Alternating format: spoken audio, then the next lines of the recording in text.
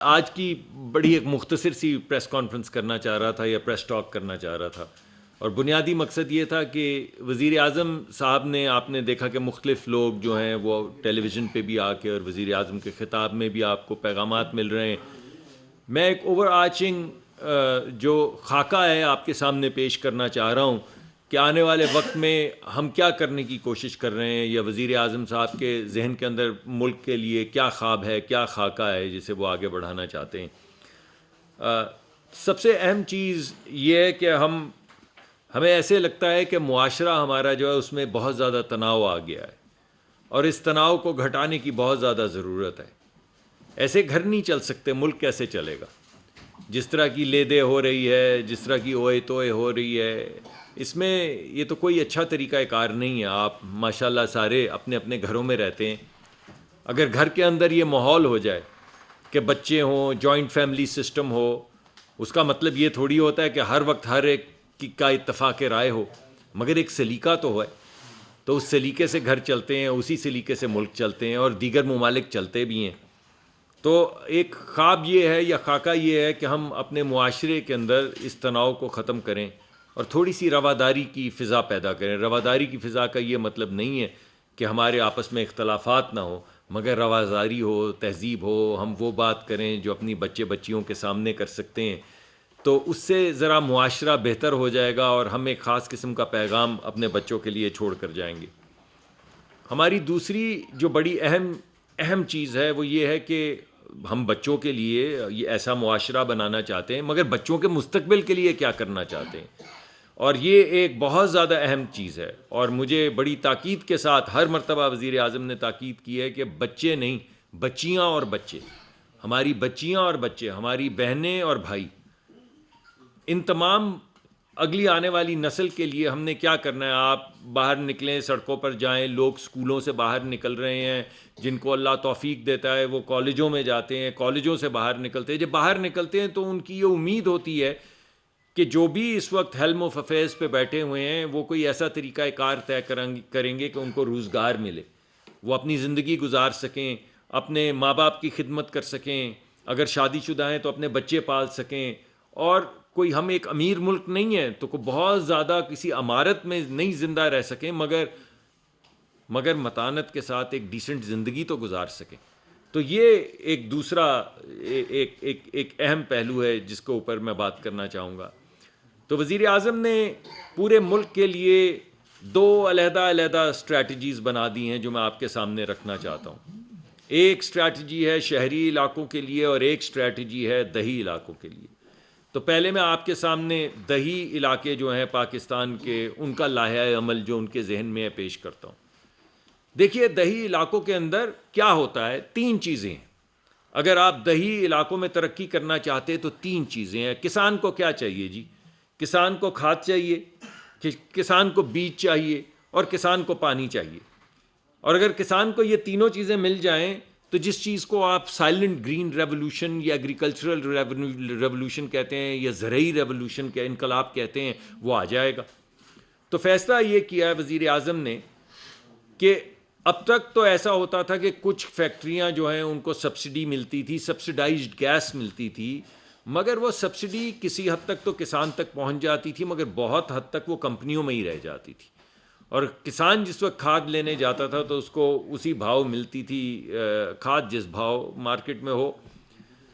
تو یہ فیصلہ کیا گیا ہے کہ یہ جو کھاد کے پیسے جو کچھ ان تک پہنچتے ہیں اور بہت سے نہیں پہنچتے، کیوں نہ یہ کسان کو ڈائریکٹلی دے دیے جائیں تاکہ وہ کھاد مؤثر طریقے سے خرید سکے. تو ایک تو یہ فیصلہ کیا گیا جس سے کھاد کی یعنی کم قیمت پہ اویلیبلٹی جو ہے کسان کو انشور کی جائے گی. یہ پہلی بات ہو گئی. دوسری بات یہ ہے کہ جو بیج ہے اس کے اندر بھی آپ کو معلوم ہے کہ پاکستان میں کچھ کمپنیاں ہیں جن کی اجارہ داری ہے. آپ کیونکہ رمضان شریف کا مہینہ ہے تو اس وجہ سے میں کوئی مافیا شافیہ کی بات تو کروں گا نہیں، روزہ خراب ہوگا کہیں ہو ہی نہ گیا ہو. لیکن بہرحال کچھ کمپنیوں کی اجارہ داری ہے. تو پوری دنیا کے اندر زراعت میں ایک انقلاب آ چکا ہے، اور ایسے بیج آ چکے ہیں جن کی پیداواری طاقت دگنی ہے یا 1.5 گنا ہے یا 3 گنا ہے. تو سوال یہ پیدا ہوتا ہے کہ وہ بیج اگر ہم لا کر اپنے کسان تک پہنچا دیں اور وہ بیج زمین میں ڈال دے اور کھاد اس کے پاس ہو تو کیا ہماری پیداواری طاقت 1.5 گنا بڑھ نہیں جائے گی؟ اگر بیج جو آپ نے ڈالا ہے، کھاد جس کو دی ہے، اس کی پیداواری طاقت 1.5 سے 2 گنا ہے، تو کیا ہماری پیداواری طاقت جو زراعت میں ہے وہ دگنی نہیں ہو جائے گی؟ تو آپ سوچیں کہ یہ آج تک کیوں نہیں ہو پا رہا ہم سے؟ یہ کوئی اتنا مشکل کام تو نہیں، باہر سے بیج لانا ہے، یہاں پہ کسان کو دے دینا ہے، اور پیداواری طاقت ایک سیزن میں، یعنی ایک کھیت میں پہلی دفعہ وہ بیج اگے گا تو زیادہ فصل نکلے گی تو پیداواری طاقت بڑھ جائے گی۔ اب اس کے لیے پانی چاہیے۔ پانی کے لیے یہ فیصلہ کیا گیا ہے کہ ٹیوب ویل جہاں جہاں لگے ہوئے ہیں، جہاں پہ ہم زمین میں سے نکالتے ہیں، اور کیونکہ ہماری بجلی کی قیمت زیادہ ہے اور کسانوں کو اس میں تکلیف کا سامنا ہوتا ہے، تو حتی الامکان کوشش کی جائے گی کہ ان کو سولر ٹیوب ویلز فراہم کیے جائیں۔ اس کا طریقہ کار فائنلائز ہو رہا ہے۔ اب یہ 3 چیزیں اکٹھی ہو گئیں، کسان کو بیج مل گیا جس کی پیداواری طاقت دگنی ہے یا 1.5 گنا ہے، کسان کو کھاد مل گئی جو پہلے کسی حد تک اس کو ملتے تھے، اس کا فائدہ زیادہ تر نہیں ملتا تھا، پورا فائدہ مل گیا، اور تیسری بات پانی ہے، پانی مل گیا۔ جب یہ 3 چیزوں کا مرکب ہوا تو آپ کے اندر جس چیز کو آپ گرین ریولوشن یا زرعی انقلاب کہتے ہیں، اس کی آپ سمجھے ہم نے بیج بو دیا اور آہستہ آہستہ وہ آگے بڑھتا چلا جائے گا۔ یہ زراعت کے لیے پہلی اسٹریٹجی ہے، ایک اور بھی ہے۔ دوسری اسٹریٹجی یہ بھائی کہ آپ سوچیں، پوچھیں اپنے کسان بھائیوں سے، جو پیرشبل چیزیں، آپ جائیں ناردرن ایریاز میں جائیں تو خوبانی جو ہے آدھی وہ گل سڑ جاتی ہے درخت پہ لگی ہوئی، آدھی آپ کو زمین پہ گری پڑی ملتی ہے۔ اسی طرح دیگر ہماری جو مالٹے ہیں، ہمارے کینو ہیں، ہمارے آم ہیں، 30 سے 35 تخمینہ یہ ہے کہ 30 سے 35% جو ہمارے فروٹس ہیں اور پیرشبل ویجیٹیبلز ہیں وہ مارکیٹ میں آنے سے پہلے ہی ضائع ہو جاتے ہیں۔ تو فیصلہ یہ کیا گیا ہے کہ گاؤں گاؤں، بڑے انڈسٹریل پارک نہیں کہ پھر وہ زمینوں کی سٹہ بازی شروع ہو جائے۔ سٹہ بازی تو کوئی برا لفظ نہیں ہے، زمینوں کی ہمارے ہاں نہیں ہے ویسے ویسے ہے لیکن زمینوں کا لین دین شروع ہو جائے تو بجائے اس کے کہ زمینوں پہ فوکس کیا جائے، انفراسٹرکچر پہ فوکس کیا جائے، ہر ڈویژن گاؤں میں جہاں پہ جو چیز پیدا ہوتی، کہیں امرود پیدا ہوتے ہیں، کہیں سبزیاں پیدا ہوتی ہیں، کہیں آڑو پیدا ہوتے ہیں، تو ہر جگہ پہ جو چیز پیدا ہوتی ہے اسی مناسبت سے ایک زرعی انڈسٹریل فارم لگایا جائے، چھوٹے چھوٹے فارم ہوں، کوئی وہاں پہ ان کا پلپ بنانا شروع کر دے، کوئی ان کا جوس بنانا شروع کر دے، کوئی کولڈ سٹوریج بنانا شروع کر دے تاکہ وہ ضائع نہ ہوں، کوئی کولڈ سٹوریج، کولڈ پائپ جو ویلیو چین ٹرانسپورٹیشن کی ہوتی ہے، یعنی جو چیزیں ٹھنڈی آپ کو ٹرانسپورٹ کرنی ہے تو لوگوں کے پاس تو ایسے ٹرک نہیں ہوتے، تو ان کے لیے بینکوں کو ہدایت، پرائم منسٹر تو کہتے ہیں سختی سے پابند، میں کہہ رہا ہوں کہ ہدایت کی جائے گی کہ وہ یہ تمام زرعی لونز اور زرعی انڈسٹریل لونز جو ہیں وہ دیہی علاقوں میں دیں، تاکہ نہ صرف وہاں پہ پیداوار دگنی ہو بلکہ وہ شخص جو کسان ہے وہ آہستہ آہستہ ترقی کا زینہ چڑھتا چلا جائے، اور یہ جو صرف شہری علاقوں پہ مقرر کی گئی ہیں فیکٹریاں یا ویلیو ایڈڈ چیزیں یا ایکسپورٹ، یہ ہمارے جو غریب ترین علاقے ہیں، جو دیہی علاقے ہیں، جو کسان ہیں، محنت کش ہیں، ان تک بھی پہنچے۔ یہ ہو گئی دیہی علاقے کی بڑی کلیئر اسٹریٹجی۔ شہری علاقوں کے لیے اسی طرح جیسے میں نے آپ کو دیہی علاقوں کا کہا ہے، بینکوں کو پابند کیا جا رہا ہے کہ وہ چھوٹے چھوٹے قرضے دیں۔ کسی بھی ملک کے اندر، کسی بھی ملک میں، صرف پاکستان میں نہیں، کسی بھی ملک میں تقریباً 70 سے 80% امپلائمنٹ جو ہے وہ small to medium sized enterprise میں ہوتی ہے، یعنی چھوٹے جو کاروباری طبقہ ہے، چھوٹے کاروبار ہیں، وہ امپلائمنٹ پیدا کرتے ہیں اور ہمارے بچے بچیوں کو روزگار چاہیے۔ تو بینکوں کو پابند کیا جائے گا کہ وہ آپ ہی کے پیسے دیتے ہیں نا، وہ خود سے تو پیسے نہیں چھاپتے، آپ سے ڈپازٹ لیتے ہیں، آپ جا کے بینک میں پیسے جمع کرواتے ہیں، وہ وہی پیسے کسی اور کو دے کے اس میں سے نفع کما لیتے ہیں۔ تو اب ان کو پابند کیا جائے گا کہ بجائے اس کے کہ صرف 4 بڑے سیٹھوں کو، اور ہوتا یہی ہے کہ 10 بڑے سیٹھوں کو یا 50 بڑے سیٹھوں کو قرضہ دیا جائے، جو بھی پرائیویٹ سیکٹر کی ان کی ایلوکیشن ہوگی اس کی ایک سرٹن پرسنٹیج جو ہے ان کو پابند کیا جائے گا یا انسینٹیوائز کیا جائے گا کہ وہ ایس ایم ای سیکٹر کو یعنی چھوٹے کاروبار کے لیے چھوٹے چھوٹے قرضے دیں. جو ہماری بچیاں ہمارے بچے جو کالجوں سے نکل رہے ہیں یا اسکلڈ ورکرز ہیں وہ اپنا چھوٹا سا کاروبار شروع کر سکیں.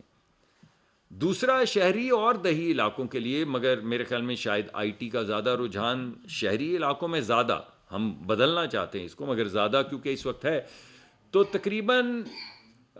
5 لاکھ بچیوں اور بچوں کو جو دنیا کی ایڈوانس ترین، جس کو آپ یہ آرٹیفیشل انٹیلیجنس کہتے ہیں یا مشین لرننگ کہتے ہیں، تو وزیر اعظم نے کہا ہے کہ ہم ان اپنی بچیوں اور بچوں کو مشین لرننگ کے لیے ٹریننگ دیں گے. بوٹ کیمپ یعنی کالجوں سے وہ نکلتے ہیں تو ہنر نہیں ہوتا. اب آپ کے بھی بچے بہن بھائی ہیں، جب آپ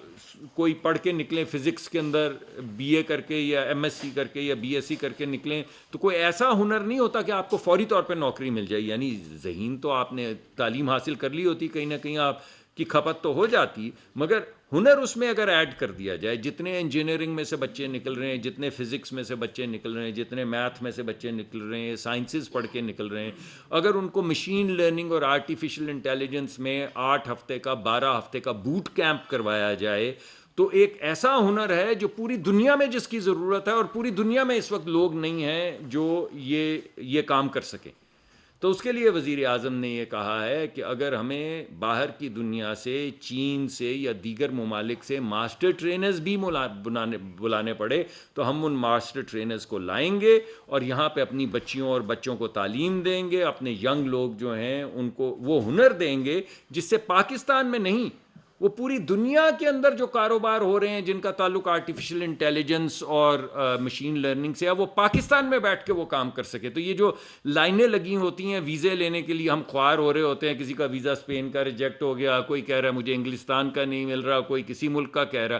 تو بجائے اس کے کہ ہم ویزوں کی لائنوں میں کھڑے ہوں، اپنے گھر میں اپنے گھر کے سکون میں ایک کمپیوٹر کے ساتھ وہ تمام کاروبار کر کے ڈالر یہاں پہ کیوں نہ کمائیں، اپنے ماں باپ کی خدمت بھی کریں، اپنے بچے بھی پالیں، ڈالر بھی کمائیں، اور پوری دنیا کا جو کاروبار ہے وہ ان کے لیے ایک پلے گراؤنڈ بن جائے گا. تو یہ ایک آئی ٹی کا جو منصوبہ ہے وہ اس وقت سامنے لایا گیا ہے. اور دیکھیے یہ کام تو پچھلی دفعہ ہی وزیر اعظم نے شروع کر دیا تھا، لیکن انہوں نے اس دفعہ یہ کہا ہے کہ جو بھی کریں وہ پائیدار ہونا چاہیے، جس کو ہم سسٹینیبلٹی کہتے ہیں. ہمارے ملک میں آپ کو معلوم ہے کہ اگرچہ ہم کو بہت زیادہ انوائرمنٹ کو برباد نہیں کرتے، وہ ہمارا غریب ملک ہے، کوئی ایسی ہم چیزیں کرتے ہی نہیں، ہمارے پاس پیسے ہی نہیں ہوتے کہ ہم انوائرمنٹ کو برباد کریں، لیکن بہرحال ہمارا ملک 5واں یا 7واں ہر سال بدلتی رہتی ہے رینکنگ، سب سے زیادہ ولنریبل ملک ہے. آپ نے دیکھا سیلاب آتا ہے تو آدھا سندھ بہہ جاتا ہے، کوئی طوفان آتا ہے تو ہمارے جو گاؤں ہیں وہ سارے ڈوب جاتے ہیں، کئی 100 سال کی سویلائزیشن برباد ہو جاتی ہے، نام و نشان نظر نہیں آتا، گاؤں کے گاؤں مٹ جاتے ہیں. تو ہمیں اپنے انوائرمنٹ کا خیال کرنا ہوگا، اور اس لیے انہوں نے ہماری جتنی بھی پہلے جو صرف آئل کمپنیز تھیں ان کو یہ ہدایت دی ہے کہ ہر ایک، یہ پہلے بھی شروع ہو چکا ہوا تھا پروگرام اور 2 کمپنیاں بنا چکی ہیں یہ سبسیڈیریز، مگر اب ہر کمپنی جو سرکاری ہے اس کو یہ کہا گیا ہے کہ آپ ایک رینیوبل انرجی کا، گرین انرجی کا ایک کمپنی بنائیں علیحدہ، جس کا کام صرف یہ ہو کہ وہ سستی جو اب بجلی ہے، کیونکہ بجلی کی بھی تو قیمت اگر کم کرنی ہے تو اگر آپ کو 2 سینٹ 4 سینٹ کے اندر گھر میں آپ چھت کے اوپر بجلی پیدا کر سکتے ہیں اور استعمال کر سکتے ہیں تو پھر مہنگی بجلی کی کیا ضرورت ہے. تو ایک پورا منصوبہ بنایا جا رہا ہے جس میں یہ کمپنیاں ایک پوری نئی مارکیٹ پلیس کریٹ کریں گی رینیوبل انرجی کی، اور اس کے ذریعے ہم جو دیرپا انرجی ہے یا رینیوبل انرجی ہے جو کلائمیٹ کے اوپر کم ہماری موسمیاتی تغیر جو ہے اس پہ اثر انداز نہیں ہوتی، اس کو واپس ریسٹور کرتی ہے، اس انرجی کو آگے بڑھانے کے لیے تمام کمپنیوں کو یہ کہا گیا ہے کہ وہ، اور یہ کیونکہ میرا کام بھی ہے تو یہ میں ذمہ داری کے ساتھ کروں گا کہ ہر کمپنی کی ایک سبسیڈیری ہوگی آئل کمپنی کی جو صرف دیرپا توانائی، سسٹینیبل انرجی، رینیوبل انرجی کے اوپر فوکس کرے گی. اب اس کے علاوہ اسکولوں کے لحاظ سے آپ کو یاد ہوگا، تعلیم کے لحاظ سے وزیر اعظم نے دو بڑی بڑی باتیں کی تھی، میں آپ کے سامنے دوبارہ رکھنا چاہتا ہوں۔ ایک انہوں نے یہ کہا تھا کہ آپ کو یاد ہوگا کہ امریکہ میں، برطانیہ میں، جرمنی میں اسکول ہوتے ہیں جن کو کہتے ہیں میگنٹ اسکول۔ میگنٹ اسکول ان بچوں کے لیے ہوتے ہیں جو ایکسیپشنل ہوتے ہیں۔ ارے بھائی، ہمارے ہاں امیر کے بچوں کے لیے تو ایکسیپشنل اسکول ہیں، ایچ ایس این کالج ہے، گرامر اسکول ہے، بیکن ہاؤس ہے، یہ اچھے اسکول ہیں، اللہ انہوں نے بڑی ایک اچھا فریم ورک بنایا ہے اور بڑی خدمت کی ہے ملک کو اعلیٰ تعلیم دے کے۔ مگر غریب کے بچوں کا کیا بھائی؟ غریبوں کے اندر بھی کیا امیروں میں ہی صرف برائٹ بچے ہوتے ہیں؟ یعنی پوری دنیا میں تو وہ تفریق نہیں کرتے، کوئی تفریقہ نہیں ہے کہ امیر کا بچہ کون سا برائٹ ہے اور غریب کا بچہ کون سا برائٹ ہے۔ تو ہمارے ہاں تو صرف امیروں کے جو برائٹ بچے ہیں ان کے لیے راستے کھلے ہیں، غریبوں کے برائٹ بچوں کا تو کوئی راستہ نہیں، وہ تو ان کے لیے تو وہی ایک اسکول ہے پیلا۔ تو جو بہت زیادہ ہمارے ہاں ذہین بچے ہیں مگر صاحب حیثیت خاندانوں میں سے نہیں ہیں، جیسا کہ بنایا گیا تھا ہمارے ہاں وہ دانش اسکول بنایا گیا تھا، اسی طرح وفاقی حکومت نے یہ فیصلہ کیا ہے کہ ہم اس طرح کے اسکول غریب بچوں کے لیے اور کھولیں گے، جس میں ان کی پوری تعلیم جو ہے ٹاپ کلاس بچوں کو ٹاپ کلاس تعلیم دی جائے گی ان اسکولوں میں۔ مگر یہاں پہ بات رکے گی نہیں، بچے دانش اسکول کے ہوں یا کسی اور اسکول کے ہوں، اگر پاکستان کی یا بین الاقوامی سطح کی بہترین یونیورسٹیز کے اندر ان کو داخلہ مل جائے مگر ان کے پاس پیسے نہ ہوں، صاحب حیثیت نہ ہو، تو سرکار ان کا خرچہ اٹھائے گی۔ یہ بھی جو ہے اعلان ہو چکا ہے اور اس پہ کام شروع ہو چکا ہے۔ تو آپ کوئی بچہ جو ذہین ہے، جو دنیا کے بہترین اسکولوں میں جا سکتا ہے، مگر کسی غریب کسان کا بچہ ہے، مزدور کا بچہ ہے، جو محنت کرتا ہے سارا دن پسینے میں شرابور، تو ان کے لیے بھی وہی سہولت جو ہمارے ہاں یہ کیا 6-7 جو ہوتے ہیں، اور وہ گلبرگ اور ڈیفینس اور کلفٹن اور ان بچوں کی طرح غریبوں کے بچے کے لیے بھی وہ راستے کھول دیے جائیں گے، تاکہ یہ نہ ہو کہ کوئی اس وجہ سے رہ جائے کہ اس کے پاس اس کے والدین کی حیثیت نہیں تھی کہ وہ دنیا کے بہترین جو یونیورسٹیز ہیں ان میں تعلیم حاصل کر سکے۔ میرے خیال میں چیدہ چیزیں تو میں نے آپ کے سامنے رکھ دی ہیں۔ ہنر مندی کے بھی کچھ پروگرام ہیں، اس کے علاوہ آئی ٹی کے علاوہ جن کا ذکر میں وہ پرانے چل رہے ہیں ان کو بہتر کیا جائے گا۔ بسپ کا پروگرام ہے، وہ بھی آپ کو معلوم ہے، وہ چل رہا ہے، اس کو ہم ہی نے آگے بڑھایا تھا۔ تو یہ میں آپ کے سامنے ایک معاشی خاکہ اور سماجی خاکہ پیش کرنا چاہتا تھا آج، تاکہ یہ رمضان کا مہینہ ہے، رمضان کی آمد ہے، دوسرا دن ہے کابینہ کو، تیسرا دن ہے بنے ہوئے، تو کچھ ایک خاکہ تو ہونا چاہیے نا ہمارے پاس، ایک امید تو ہونی چاہیے۔ عید آ رہی ہے تو میں نے کہا کہ عید کی نوید تو آئے گی 28 دن میں، لیکن جو 3-4 سالہ خاکہ ہے وہ میں آپ کے سامنے رکھتا ہوں۔ اس کی ایکسپلینیشن جی بالکل سر، بالکل جی۔ یعنی ان کے ذہن میں کئی چیزیں ہیں، یہ تمام باتیں وہ ہر وقت کر رہے ہیں، لیکن میں یہ چاہتا تھا کہ میں آپ کے سامنے رکھوں، آپ کے سوالوں کا جواب دوں، تاکہ اس بات کو آگے بڑھایا جائے۔ ایک میٹنگ کی تھی کل پاور ڈویژن میں، یہ بتائیے کہ جو جنوری تک سرکل ڈیٹ کتنا ہو چکا ہے اس وقت تک؟ دیکھیے میں آپ کو یہ بتا سکتا ہوں کہ 2310 کا سرکولر ڈیٹ جو ہے وہ پچھلے سال کے اختتام پہ تقریباً تھا میرے خیال میں، نمبرز میں تھوڑا سا فرق ہو سکتا ہے، اور ہمارا ٹارگٹ یہ ہے کہ اس سال کے ختم ہونے تک جو سرکولر ڈیٹ ہے وہ 2310 ہی ہوگا۔ 2310 تھا پچھلے سال کے ختم ہونے پہ، 2310 ہوگا اس سال کے ختم ہونے پہ، اور ہم آن ٹریک ہیں اس میں، کیونکہ جو اس وقت سرکولر ڈیٹ کے اندر جو چیزیں، مجھے ایگزیکٹ فگر یاد نہیں، 300 ارب یا کچھ اس طرح 300 کچھ ارب کی جو رقم ہے وہ بجٹڈ رقم ہے، تو جیسے ہی بجٹ آخری ہمارا یہ کوارٹر ختم ہوگا تو وہ رقم جب ریلیز ہو جائے گی تو ہمارا سرکولر ڈیٹ جو ہے وہ 2310 ارب سے شروع ہوا تھا اور 2310 ارب پہ ختم ہوا۔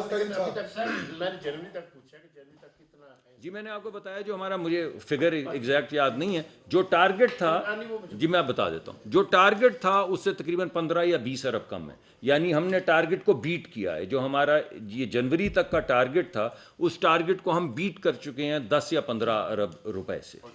اور جو ایکیومولیٹڈ اماؤنٹ ہے وہ بجٹڈ ہے۔ یعنی ایونچولی ہمارا سرکولر ڈیٹ ایگزیکٹلی وہی ہوگا جو پچھلے سال کے اختتام پہ تھا. تو آپ کو یہ کانفیڈنس ہونا چاہیے کہ سرکولر ڈیٹ کے اندر ₹1 کا بھی اضافہ نہیں ہوگا. اس کا مطلب یہ ہے سر کہ بجلی کی قیمتیں نہیں بڑھیں گی. دیکھیے بجلی کی قیمتوں کے اندر 2-3 اہم پہلو ہیں جن کے اوپر کام کیا جا رہا ہے. ایک تو میں نے آپ کے سامنے ذکر کر دیا ہے. ایک پہلو تو اس کا یہ ہے کہ ہماری بجلی کی جو پیداواری لاگت ہے ہم نے اس کو کم کرنا ہے. یہ سب سے اہم چیز ہے, سب سے اہم نہیں ہے. دوسرے نمبر اس سے جی نہیں میں وہ بتا, چلو تینوں چیزوں پہ بات کر لیتے. اچھا آپ سوال لیں. اچھا سر, پہلا تو آپ نے پرائم منسٹر کا جو ویژن دیا معاشی اور سماجی خاکے کا, اس میں یہ 3 چیزیں تو بڑی اچھی ہیں کہ آپ شہری اور دیہی علاقوں میں کرنے جا رہے ہیں, کسانوں کے لیے بڑی اچھی بات ہے. لیکن جب ان کی فصل تیار ہو جاتی ہے تو مارکیٹ میں اس کو مناسب دام نہیں ملتے, آڑتی لے اڑتا ہے, وہ بیچارہ ویسے کے ویسے رہ جاتا ہے. اس کے لیے کیا پلاننگ ہے, نمبر 1. دوسرا سر, یہ انرجی سیکٹر کے حوالے سے آپ بتا رہے ہیں کہ IMF کا وفد پاکستان میں آیا ہوا ہے, ہم نے تمام جو ان کے دیے ہوئے ٹارگیٹس تھے وہ پورے کر لیے. جی بالکل کر لیے. سرکل ڈیٹ کے حوالے سے, بجلی اور گیس کی پرائسز کے حوالے سے, FBR کی ٹیکس کلیکشن کے حوالے سے آپ کی آج میٹنگ ہوئی ہے ان سے یا جی میری ہوئی نہیں, میری میٹنگ ہوئی ہے. میری بڑی ایک اوور آرچنگ انٹروڈکٹری میٹنگ تھی میری, تو جو شروع میں جب آپ آتے ہیں تو صرف اس میں کوئی تفصیل کوئی کام وام کی بات نہیں ہوتی, صرف ان کو ویلکم کرنا. وہ ان کا اگر آیا ہے یہاں پہ وفد تو اس کو ہم نے ان کا استقبال کیا ہے, ان سے بیٹھ کے بات کی ہے. ہائی لیول پہ وہی باتیں جو آپ پوچھ رہے ہیں وہی کہی ہیں کہ ہم نے تمام ٹارگیٹس جو ہیں وہ میٹ کیا ہیں اور ہم ریفارم کرنا چاہتے ہیں. لیکن ایک بات جو ہم نے بڑی واضح کی ہے وہ یہ ہے کہ یہ جو ہم ریفارم کرنا چاہ رہے ہیں یہ ہم اپنے بچوں کے لیے کرنا چاہ رہے ہیں, IMF کے لیے نہیں کر رہے. تو اگر میں انگریزی میں آپ کو بتاؤں تو ہمارا پیغام یہ ہے کہ we would do this with you or without you, but by God we would do it because we doing it for our children. اس وجہ سے ریفارم کا جو پیکج اب ترتیب دیا جا رہا ہے, جو گفتگو ہو رہی ہے وہ اسی حوالے سے ہو رہی ہے کہ دیکھیں اگر جیسے وزیر اعظم نے آپ کو بتایا تھا